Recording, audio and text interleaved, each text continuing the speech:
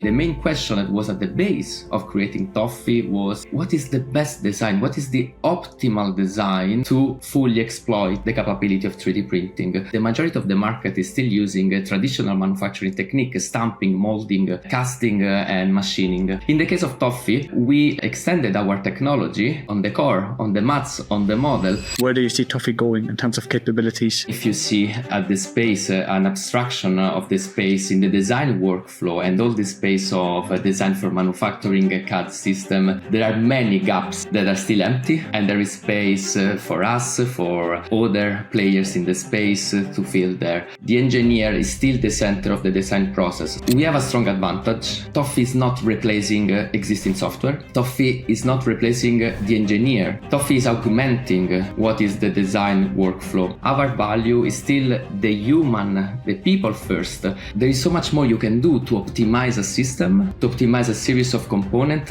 without touching the key component. The core of these techniques is topology optimization, which is historically physics driven. When we then extend to generative AI, we tend to think much more a data-driven approach. In this context, I strongly believe that the solution is hybrid. Ladies and gentlemen, I have Marco on the show today who will talk about fluid topology optimization. Welcome.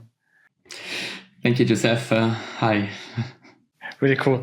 Can you give the audience a little bit of a background? Like, how did you come up with the idea of ToffeeX? What are you guys actually working on? And what is the vision, but also the mission of Toffee?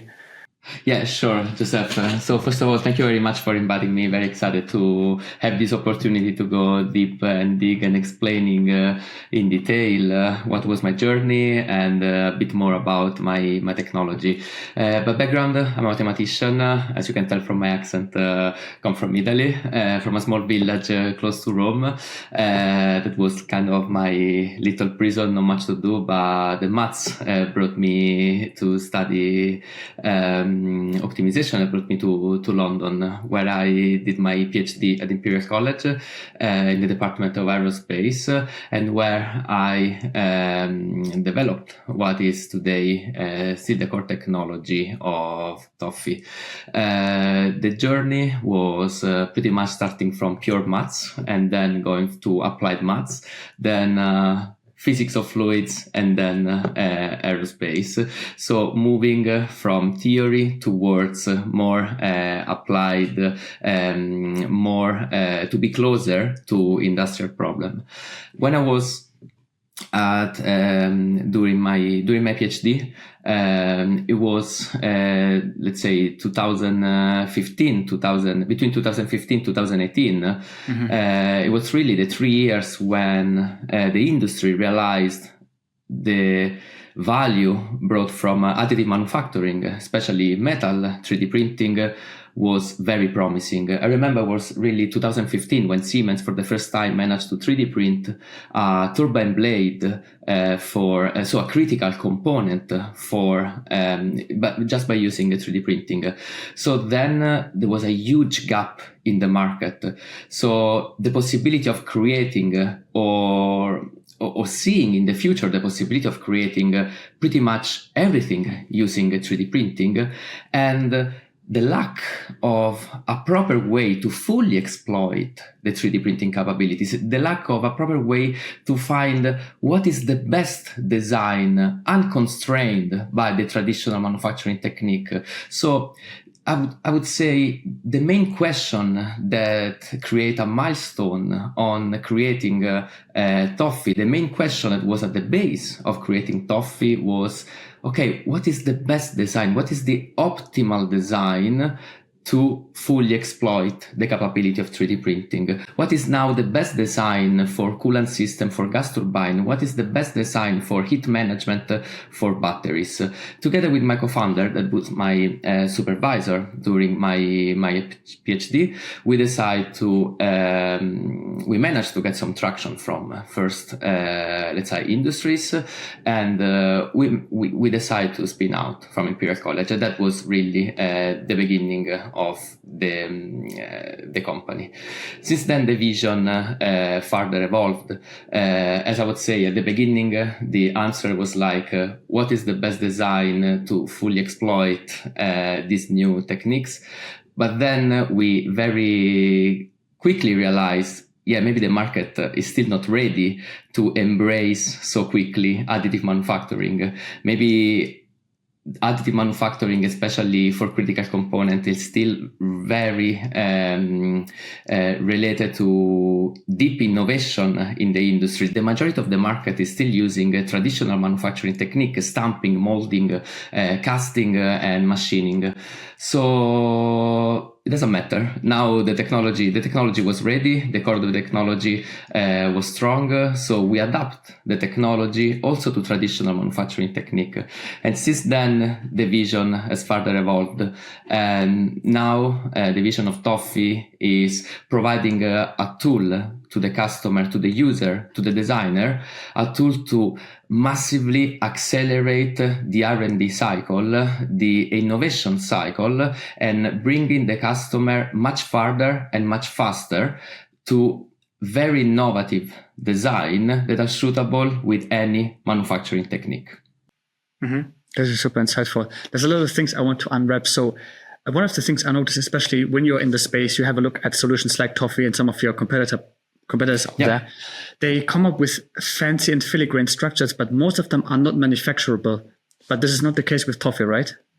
Yes, exactly.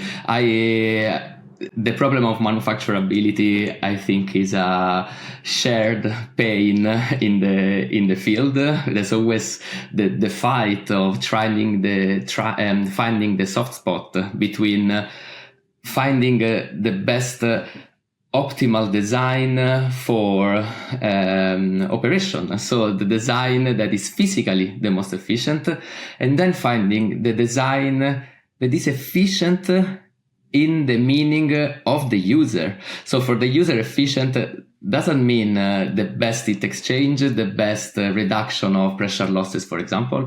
For the user, efficiency means, this design has to be light, has to be manufacturable within $1, for example, or has to be manufacturable with this machine and not with this machine. So this is really, even though it is an industrial problem, it's still a mathematical problem. It's just way bigger and way more complex. In the case of Toffee, we extended our technology really on the core, on the maths, on the model, to include this strong constraint. So literally today, the user can click from the platform, from the user interface, what is the manufacturing technique of choice and all the related parameters. For example, with Toffee you can create design that are suitable for 3D printing, and you can select the resolution of the 3D printing, you can select the material, you can select the overhang,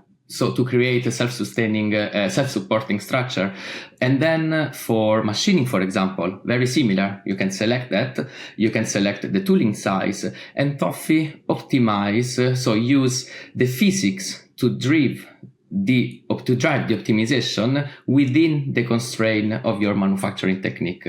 So really, the vision is creating design that are real, creating design that are manufacturable and really useful for the customer.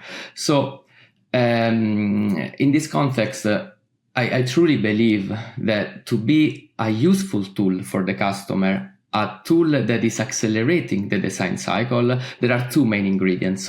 The one I just talked about, so the design, the output has to be real, has to be manufacturable, or at least very close to be manufacturable, and then leave to the engineer, to the designer, the last refinement, for example. And the other ingredient is the speed. The design has to be produced, the iteration has to be done in a short time. So I always talk to my team, when I have to align the next step, the next, let's say, decision in terms of development, with this word, like, guys, we need to, let's say, leave the black box mindset. Something that I always call the black box mindset with my team. So we don't have to think AI, we don't have to think the new methodology as a black magic box when we ask we wait for days, for weeks, and then we have an answer. We need to create a tool that is accelerating. Our value is still the human, the people first, and we have to create a superhuman. So we have to create a mix of simulation, AI, data to accelerate the process of R&D and transforming what is really transforming the time the engineer is using, shifting from spending months on finding one suboptimal design to the time of the engineer using Toffee for navigating through many optimal design, many optimal trade-off between efficiency, between cost of manufacturing, and shifting the role of the engineer towards a more system level optimization. And I truly believe when you shift through a system level optimization, you literally see the problem more from apart, and you can tackle bigger problem. You can see more complexity, and this will make the step towards net zero, decarbonization, energy transition, etc. It makes a lot of sense. From a theoretical, like how you explain it, it sounds too good to be true. But depending on when this episode goes live, we will have a deep dive session with Anto, one of your colleagues, and he will show ToffeeX in action, so people can actually ask questions interactively. It's going to be a dynamic session. So I think people have to see it to actually believe it. So I think that's going to be really, really cool. And one of the things I want to go back to in the introduction, you mentioned like you had theoretical mathematics, applied mathematics, and then suddenly there was a spin-off. I want you to talk a little bit more about this kind of entrepreneurship mindset and how much the good sides, but also the bad sides, because obviously there went a lot of work and sweat and tears into what today we call Toffee and you see as a nice product. But I want you to talk to the audience maybe about like the struggles and things that haven't worked well, because I think you see a product, right? But there's a lot of research that also goes not only into the algorithms, but also on the usability point of view. Yeah. To make sure an engineer can use these algorithms to actually democratize, for example, a generative design. Like, how was it for you, that struggle? Yeah, it was painful and it was long. So it's really what you described. It's really the shifting towards having a technology and having a product. There is a massive difference. There is a massive reasoning, especially in terms of understanding the market, understanding the psychology of the user, but really what it's useful, the difference between what we believe is useful and what it's really useful for the industry. So to give more detail about the journey, the project, let's say the technology has been developed during research, university research, so academia research. So the focus was really on finding new methodology, new results that made sense under mathematical and physical point of view. The key point, the key difference has been collaborating through the university with industries. So even before finishing this academic journey, we had already couple of industry interested and using the technology. And really the key there was driving the technology, saying this is where the industry is moving towards, and you can apply this to, in that case, was specifically for the optimization of the internal coolant channel for a gas turbine. After that, really, the transition between technology and product was not even started. We decided to jump in the dark, really, that's what I call it, and found the technology. We found an investors that believe in us and put the money to hire more people. But really, the very 2 years of Toffee has been focusing on the technology. We were 6, focusing on improving the technology and finding what is the match, how we can apply this technology, this optimization of components driven by physics for the customer, for the user, for the application on industry. Only after that, after gathering pieces from the industry, we realized, okay, the human wants to be at the center. The engineer is still the center of the design process. So we need to wrap up this technology in a way the engineer can use the software on its own. So we create the platform, we create the product, we give to the customer the possibility of clicking among all the feature of the manufacturing constraint, etc., all the objective. And then really, I would say Toffee as a product started. And this was not even 2 years. Mm-hmm. I was wondering, how do you communicate to the end user? I mean, the engineers are sometimes open-minded, but sometimes they also are going to be like, well, never change a running system, right? Like, how do you talk to the engineers? Like, how do you show them the value? How does it facilitate their life? But also to the decision makers who are sometimes also maybe a little bit close-minded. How do you approach this problem? So, many aspects, many things to discuss here. So, first of all, there is always a cycle, let's say, a process of education of the market. So there are, as you say, some customers that are very happy and embrace the vision like in seconds, and some customers that requires more evidence, more strong evidence of the advantage of using Toffee or in general a new technology. We have a strong advantage that Toffee is not replacing existing software. Toffee is not replacing the engineer. Toffee is augmenting what is the design workflow.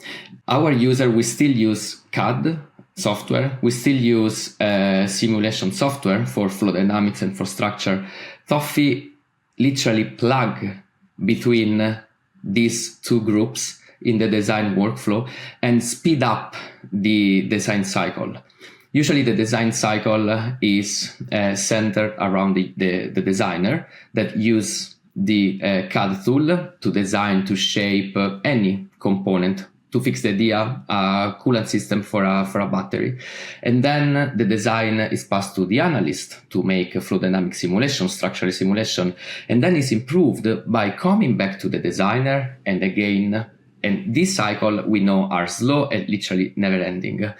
By plugging Toffee here, you can directly find in hours what is the optimal design, or at least something that is a very good starting point. But the user will stay there. The engineer will stay at the center. The software upstream and downstream will remain there, but they will be used on product that bring much more value. So really, the user doesn't feel displaced, doesn't feel that they're going to replace the user with a machine. And it's really reduce the resistance from the user to adopt Toffee. In terms of, let's say, decision maker in the company is much easier.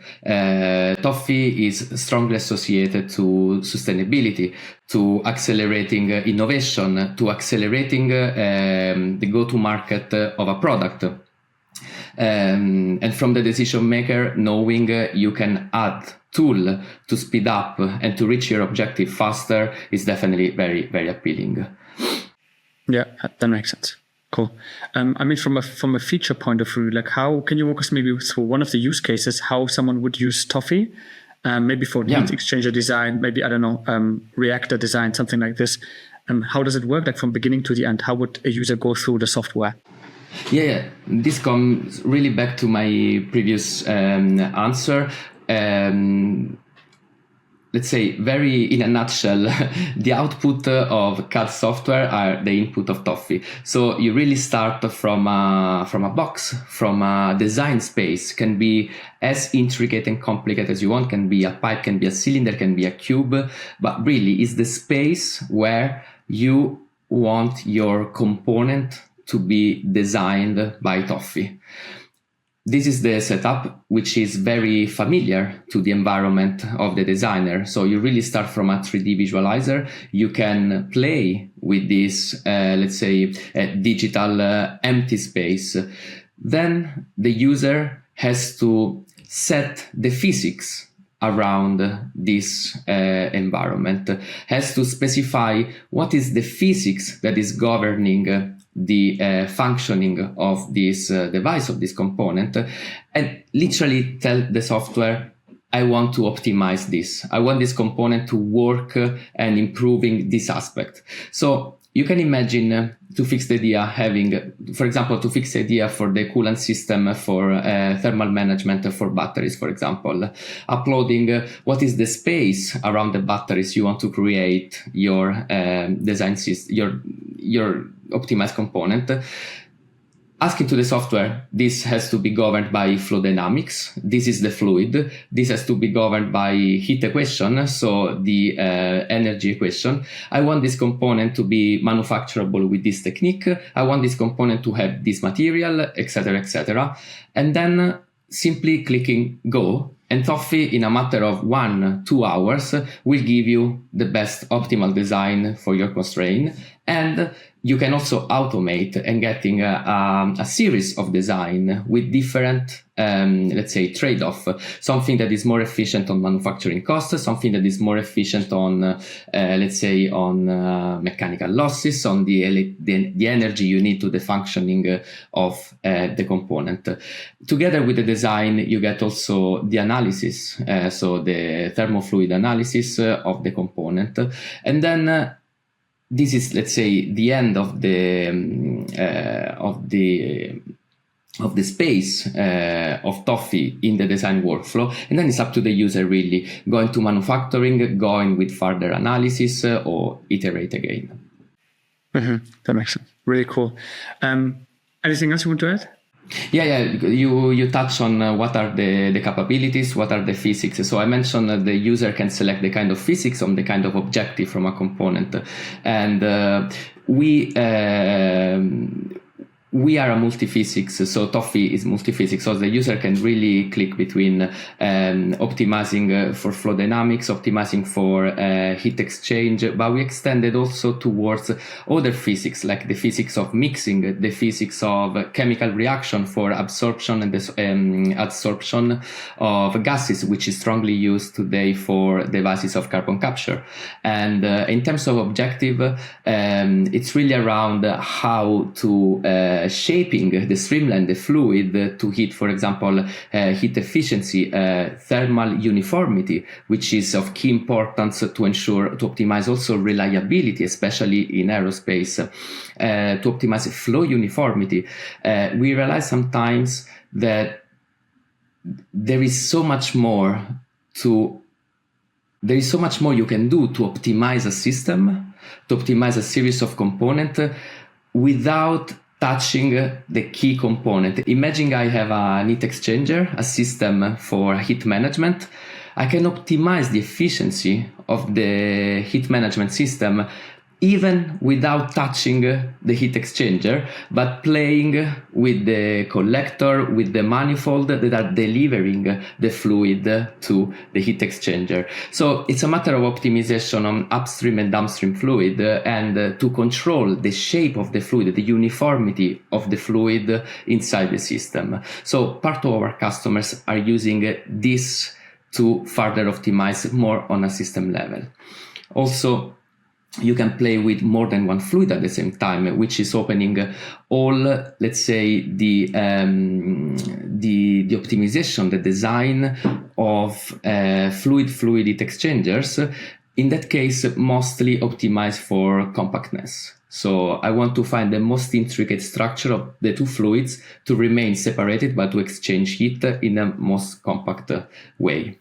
And the list is it's long. Uh-huh. I'm wondering, from a mathematical point of view, Marco, how much do you want to delve into it? Like, I think the audience would be interested you have an incredible solution, right? But there's also competitors out there who can't do the same. So I don't want you to give away the secret sauce, of course, but how does it work from a mathematical standpoint? Also the optimization algorithms. So obviously I won't go too much in detail.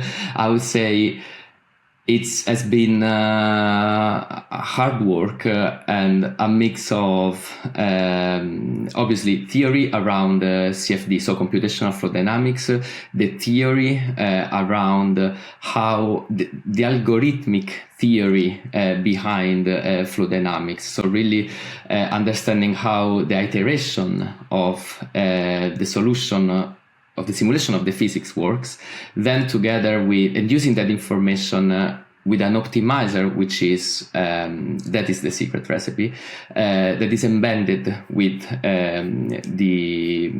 let's say the simulation cycle. It's not just a theoretical model, there is much more in terms of control theory, especially to stabilize the process. We are dealing with equations, we're dealing with physical systems that are unstable, or at least when it's a matter of simulating, you can easily trigger instabilities. And when it's a matter of optimization, it's even worse. When I mean instabilities, it's really what I mean is like you have a perfect algorithm, you click run, after 3 seconds, it doesn't work anymore because you are simulating something that is unphysical. And this is very common, and this is the struggle on creating the software stable. So I would say it's not only about the theoretical optimization model has been 80% of the work on making the solution converge into something meaningful. So there is a lot of control theory there. Mm-hmm. That probably cost you a lot of headache when you were developing this. And okay, see, right now we're in 2024. How do you imagine, what are some of the limitations maybe of ToffeeX? Think maybe in 2030, looking forward, something that needs to be solved for the engineers? Because although it seems like a perfect solution, how you described it, maybe there's something missing. And maybe looking forward like 5 or 6 years, where do you see Toffee going in terms of capabilities? Yeah. There is so much more. Like even if you see at the space an abstraction of the space in the design workflow and all the space of design for manufacturing a CAD system, there are many gaps that are still empty, and there is space for us, for other players in the space to fill there. Matter of creative, just giving you some example. When it's a matter of creating a complex design, it's not just a matter then of creating them. So it's a matter of manipulating them. So all the theory behind digitalization of files that are light and you can manipulate in an environment. And there is much more also in terms of the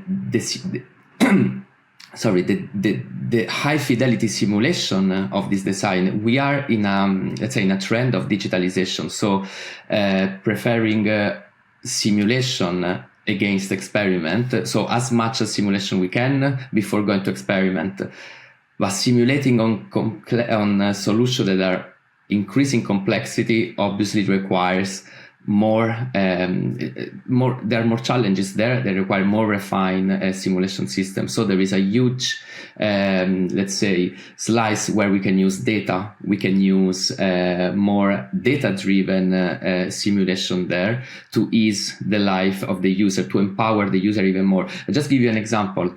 I designed something with Toffee or with any other design tool. Then I send it to 3D printing. Then it's rough. At that roughness, which is very hard to capture with mathematical model and with equation, is completely changing my heat performances, my pressure losses. So, and this is an headache for the engineer. Even if it's very close to the optimal shape, you have some physics that are not captured by, you have some, let's say, behavior are not captured by the physical model, that there is so much work to do there to really get to the optimal system and to help the designer. I see. That is so interesting. Do you want to talk a little bit about data-driven? Because you talked about the term data-driven, right? So we have to talk about AI. Unfortunately, it's like a buzz. Everyone is talking about it. Where do you see AI falling into this term, like generative design, generative AI? I think people mix it most of the time, Where's the distinction? How do you make the distinction? I will talk just for our space, so without touching a generative AI like ChatGPT or Gemini. I don't know much there, even though I use it a lot. I would say starting with the distinction, the definition.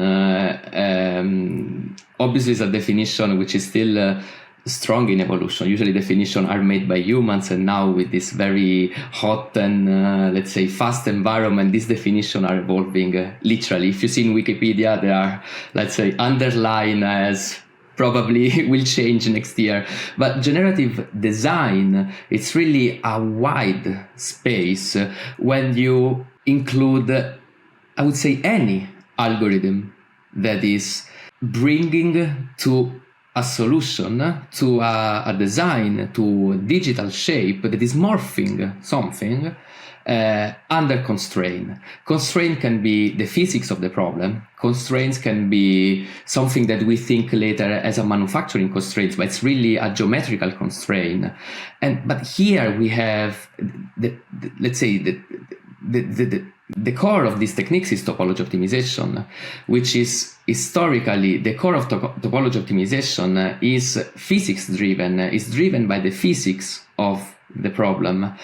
When we then extend to generative AI, we tend to, let's say, think much more a data-driven approach, which can still fall and definitely can fall into the wider space of generative design. So I would say the first one is wider and includes also physics-driven design.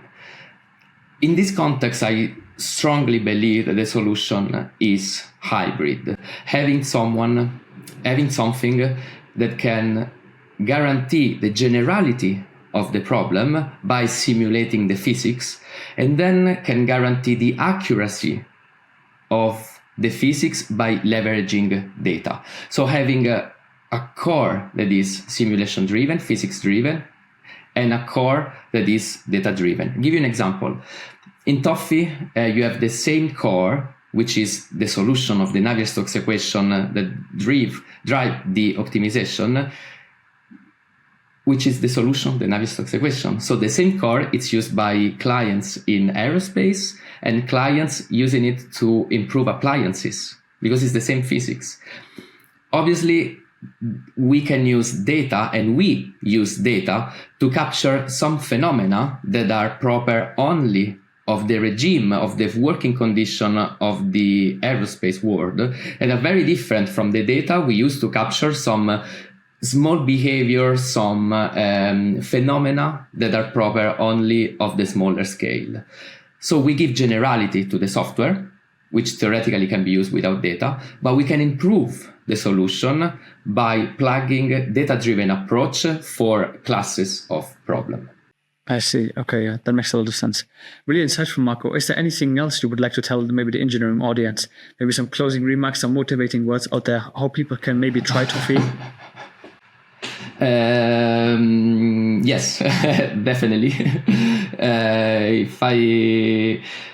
I was thinking about this yesterday while talking to my team, and I'm always there, which is, please spend more time on the problem and much less on the solution. Now we have these tools that are powerful and really require us and require the engineers to sit a second and let's say think that we are moving faster, and experience can be a strong bias, can make us a bit blind to understand what is an optimal solution, what is the next step. So we really need to sit to see what's coming out from generative design, from generative AI, understanding what's going on, like having a slow pace, and then include the new solution, even if they're radical, little by little, into our experience. In terms of the adoption of, just I don't want to be repetitive, but yes, the adoption of design for manufacturing, generative design, etc. shouldn't be scared. We are not replacing engineers, but the opposite.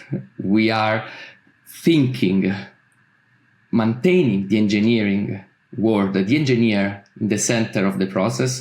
We are just giving more tools to go much faster and much farther. Excellent. So if anyone wants to check out ToffeeX.com, people can check it out. Is there a trial version for people to check out, or do they have to get in touch with you? How does that work? No, it's much better if they get in touch with us after a quick discussion, understanding what may be the best usage of the best use cases and application, then we can go from there. Perfect. I'll put every link relevant to this podcast down in the description, your LinkedIn profile, some relevant white papers people can read through. And yeah, Marco, thank you so much. I hope there will be a second part in the future. Probably there will be, but it was super insightful. And again, if people want to check it out, ToffeeX.com. And yeah, thank you so much. Joseph, it was a pleasure. Thank you very much for inviting me.